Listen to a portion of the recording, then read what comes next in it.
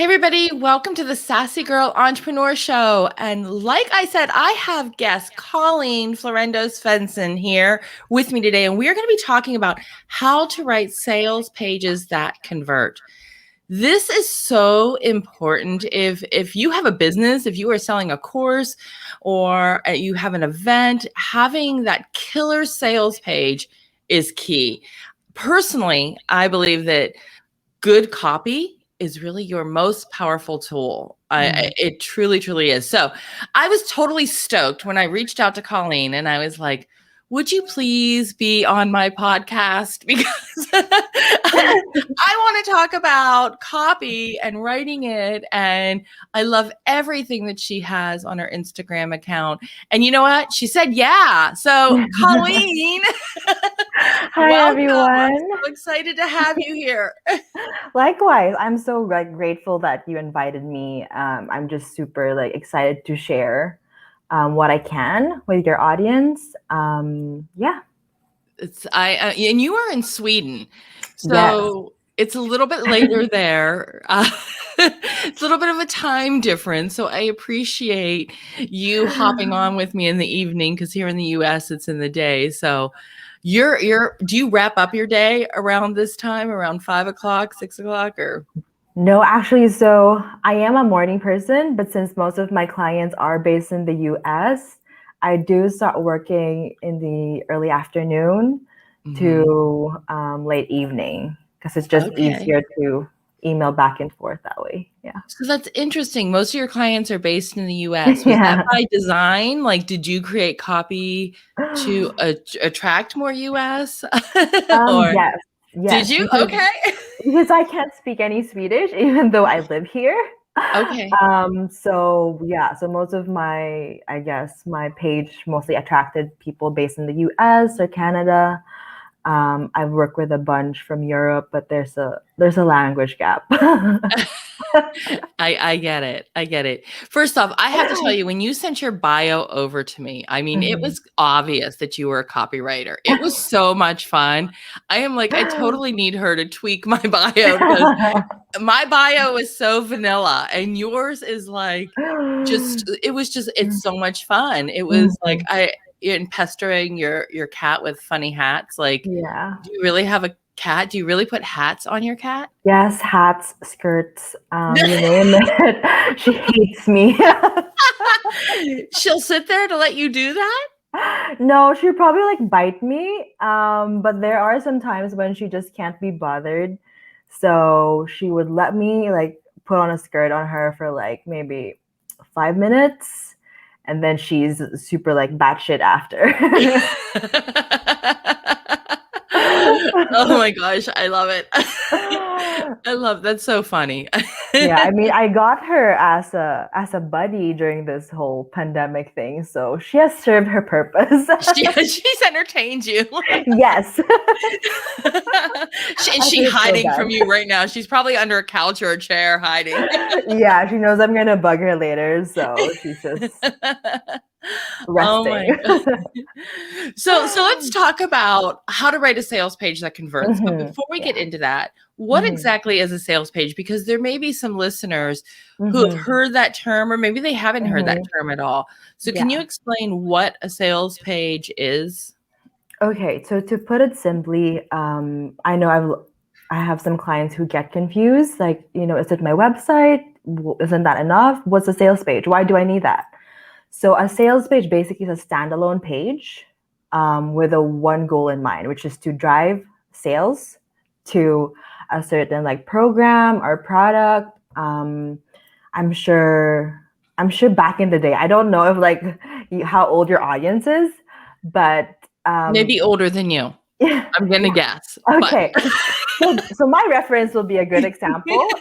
So those weight loss programs and pills that you've probably seen on a home TV shop. I don't even know those infomercials. Yes, yeah. So a similar one on a sales page is basically they're the same. They talk about the pain points do you feel like you're overweight? Do you feel like your jeans don't fit anymore? So that's basically put on words, and that's basically a sales page. Yeah. So, what is one of the biggest mistakes that you see when you go and you check out somebody's sales page? Mhm. And you probably really critique it because you know it, like you can spot things right away. Yes. I think the number one thing that I want to point out is when people pitch the offer right away. So that's a big no-no. You know, for example, you head into a store and a sales lady comes to you and she sells to you right away. That's not comfortable, right? It feels like, Yeah. oh, hold on, girl. I'm just like looking at these panties. Give me a Yeah. break. Yeah. Right. Or Yeah. you get sprayed with the perfume as soon Yes. as you walk. Yes. Like, is she telling me I stink? But yeah. Yeah. So that's a big no-no for me when you start pitching right away. Yeah. And when you make it all about you. Oh, Yeah. I agree. I agree Mhm. completely. And I see that mistake too. And I Mhm. don't do so much the copywriting like you do, but Mhm. I notice like when people and it's hard, I think, for them to step outside of themselves and view it as a potential customer because Mhm. they're in it and they feel Yeah. it. And so Yeah. they make it about them without really realizing that they're making it about them. Yes. Yes. I mean, it's I think that's really like something we've been taught to, like, we live in such a society where you really have to sell yourself, and Yeah. competition is cutthroat. Yeah. But when you're trying to, sell high ticket programs, it needs to be about them and about the transformation that you're going to be able to provide for them. Mhm. So they don't give a shit about you. I mean, they do a bit, maybe 30%. Um, but it's basically, it needs to answer the question, like, how will you help me survive in this Mm. world? Right.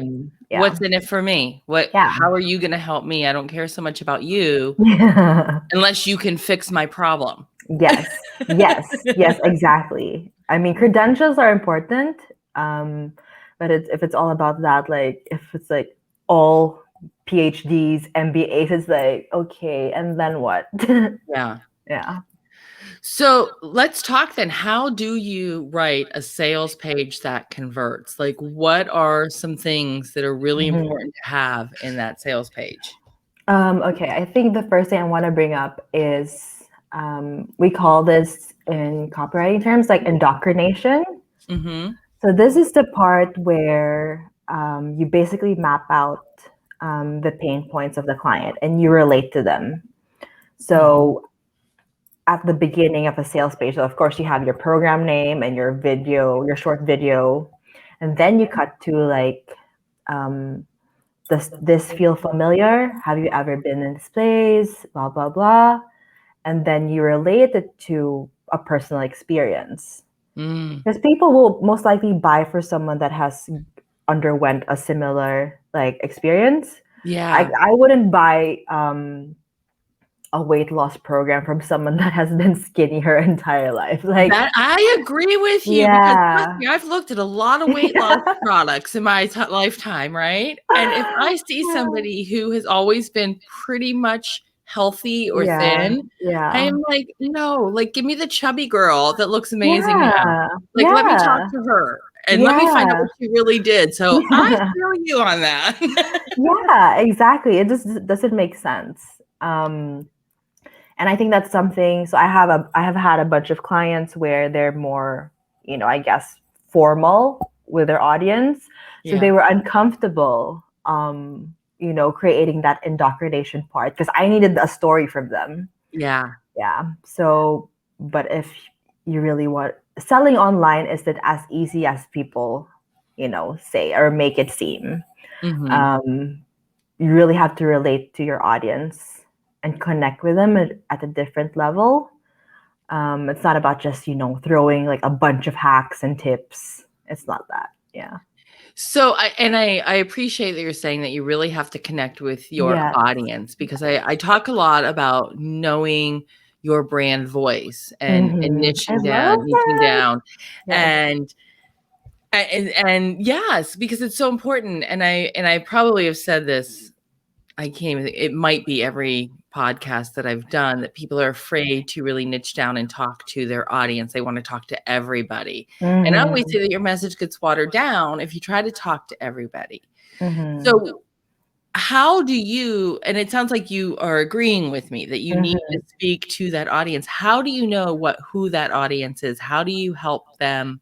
Well, first off, do you come across that where they're afraid to talk to an audience, or do you help them uncover that at any time? Yeah, so basically before I work on any copy, people think I just like pull out copy out of nowhere. I just sit there. I'm like, no.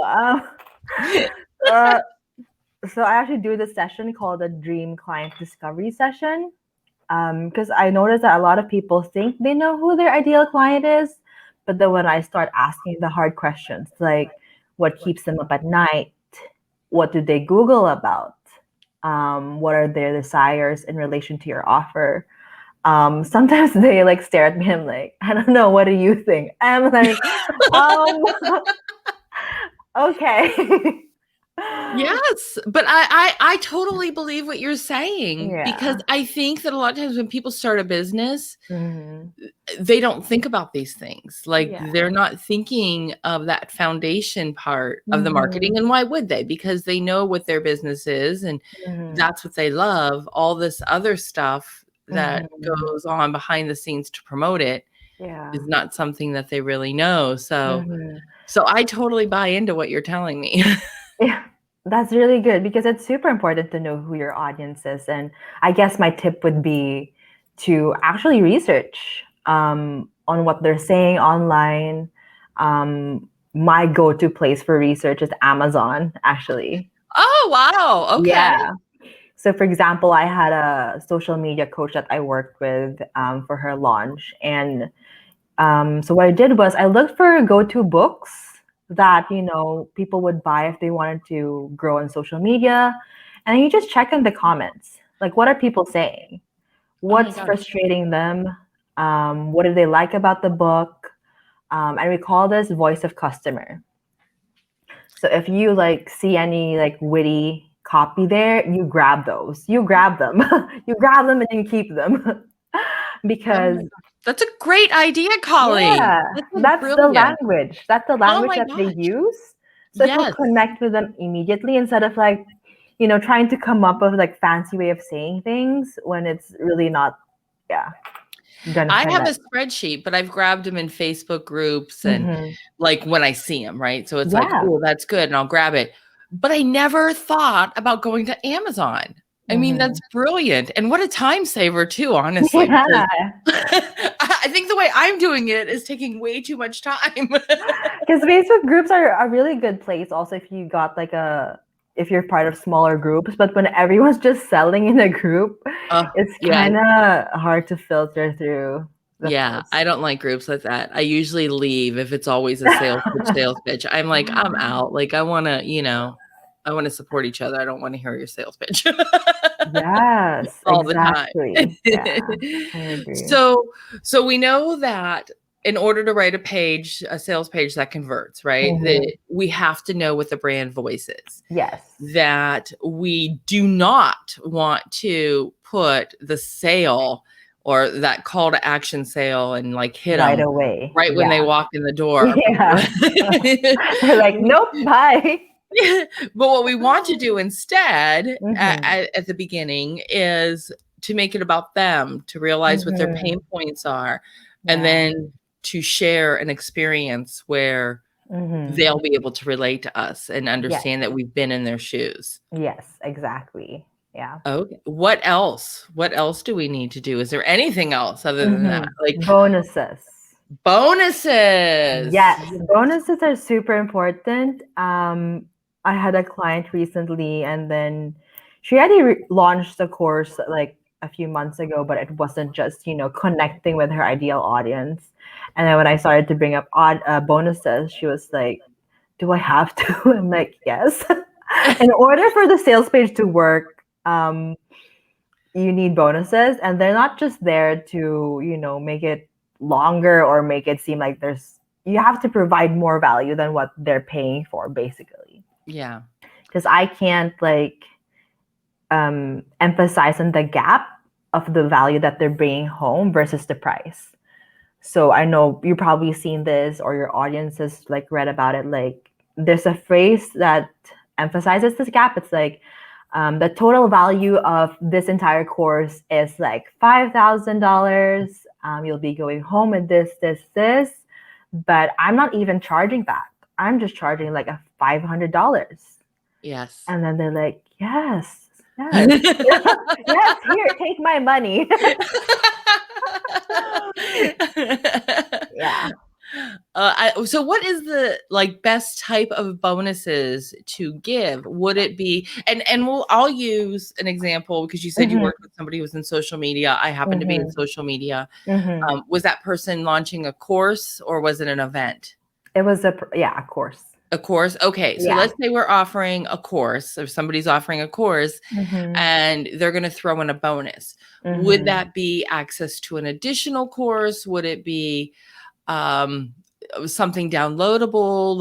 What would it be, a one-on-one session with them to work? What is there, some sort of bonus that's better than a different type?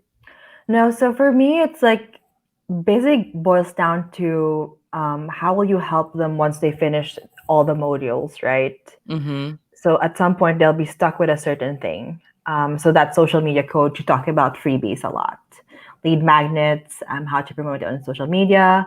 But then people are stuck how do I create a lead magnet? So she gave a free Canva template and a tech tutorial on how to do it on their email platform and stuff like that. So it should always complement the course.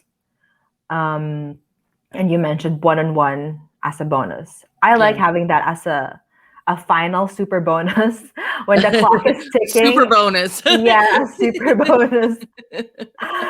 When you're 2 days away from cart closing and you want to bump up the sale, then you offer a super bonus, and it's usually a no-brainer, which is one-on-one coaching. Yeah. Or you could offer it as an early bird bonus also. First 5 people who sign up get Voxer support or something. Yeah. And I've offered that in the past as an early bird, with the in the beginning. I haven't offered that in a really long time, to be honest with you. But as I was babbling, I'm like, oh yeah, I forgot about that. So I have another question for you, and I don't know if this really makes a difference or not, because I've looked at a lot of sales pages, A, in my own personal research, and B, because when I buy programs, because I do invest in myself and I do attend different conferences and webinars, and I buy into courses from others who are similar to me and do the same thing as me.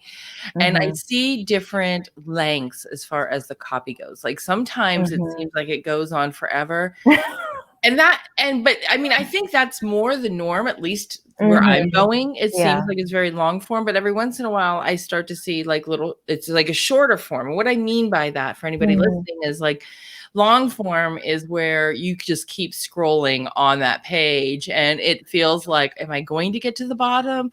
When do I do this?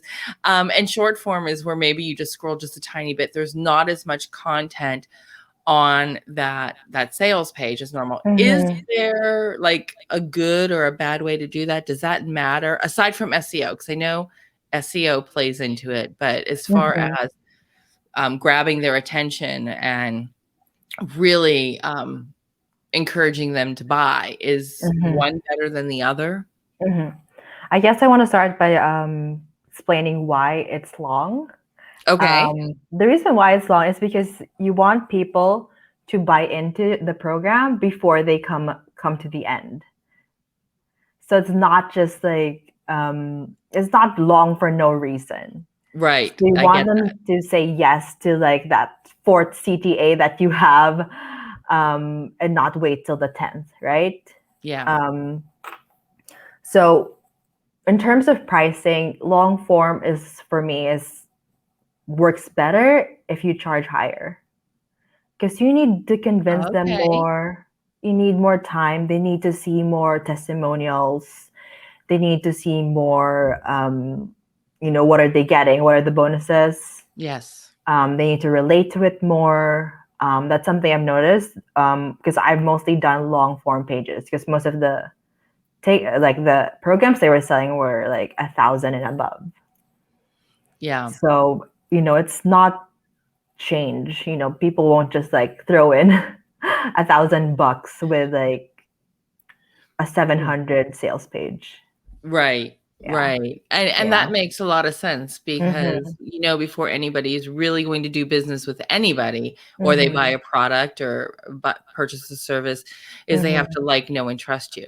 So that longer sales page is actually giving them the opportunity to know that person a little bit more, build that trust, and that goes into the hitting those pain points in the experience. And then you can you're going to like them because we always like people who have had the same experience as us. Like we instantly connect with them. Yes, exactly. Don't we? It's like, you meet somebody and they've gone through something you've gone through as well, whatever that may be. And there's like this instant bond with that person because you both get it. Yes. So that makes sense. Yeah. How often, is there a rule of thumb of how many times you should have that call to action button on the page? Like, should it just be at the bottom or should you drop it in intermittently through the sales page? I sprinkle it all over. Sprinkle it. Love it. Sprinkle it like around fairy dust. Yes. Around 5 to 6 times because you want them to be, you want the reader to be, to make it easier for them. Yes. Instead of them like, oh, we're looking for it. Like, where is it? I'm ready. And then they get annoyed and they don't buy. Then you've missed your opportunity, right? Yes. So, yeah. You have given like such great information. I mean, honestly, like everybody needs to listen to this podcast and listen to Colleen because like these are some killer tips, some really, really good tips. Now, I know that some of you may be listening and saying, oh, now I can do it myself. And go ahead and try, I mean, and I don't mean to sound, I guess that kind of sounds kind of crappy, doesn't it?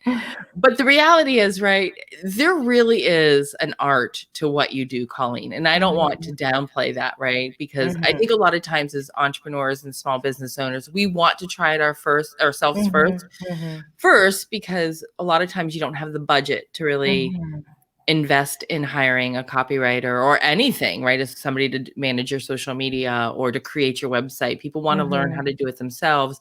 And then once they grow their business, then they are like, okay, get this off my plate. Like take the wheel. Yeah. Take the wheel. Yeah. Right. But there is an art. And if you're really thinking about having the sales page and launching an event or launching a product, I definitely recommend reaching out to Colleen or a copywriter to do this. Now, aside from somebody who is serious about launching a course or an event, who else should hire a copywriter? Like, what else do you do when it comes to copywriting? What can you do for a business or an entrepreneur? Okay, so basically what I offer besides, writing copy, I do have this session called Turn Your Message into Magic. Oh, I love that. Yeah, so it's basically an intensive where we just run through your ideas because I feel like as entrepreneurs, we have so much ideas and we just don't know which one resonates best with our audience. And I've seen a lot of my clients who have downloaded freebies, like brand voice freebies, like a lot of freebies. But when you don't know how to do it right and get your message right, then you've wasted time and effort and money on not nailing it. True. Right? Yes. And the same goes with offers. If you're not sure about your offer, so as I mentioned, I had this client that didn't have a sound offer when we started doing the sales page. So we kind of had to reverse engineer. We did the sales page and then we saw like a lot of missing parts. Like they were just missing pieces, like bonuses and the modules weren't enough. So yeah. Yeah. And I get that. And I'm always trying to improve and learn and grow. And there is so much to really creating a killer sales page, one that converts, that people really need to know. So one more random question before we go. What's your typical day like? Because you're in copywriting. Now you have a master's degree, you left the corporate world and decided like, this is what you want to do. You want to do copywriting, which you totally kill it. Like, you're amazing at it. But what is your typical day like? Aside from, well, you can even include like when you pester your cat, right? with dresses and hats. Yeah. So my day, usually I wake up around like 9-ish. Since I'm a morning person, I like to sit down and make me a cup of matcha. Ooh. So I know a lot of copywriters drink coffee, but I've taken the step for us and started to quit coffee recently. Ooh, so it's a tough one. How's that going? How long have you been trying? 3 weeks. Okay. That's a long time when you're quitting something you love. Yeah, it's been tough. I've had like coffee withdrawal or something. Yeah.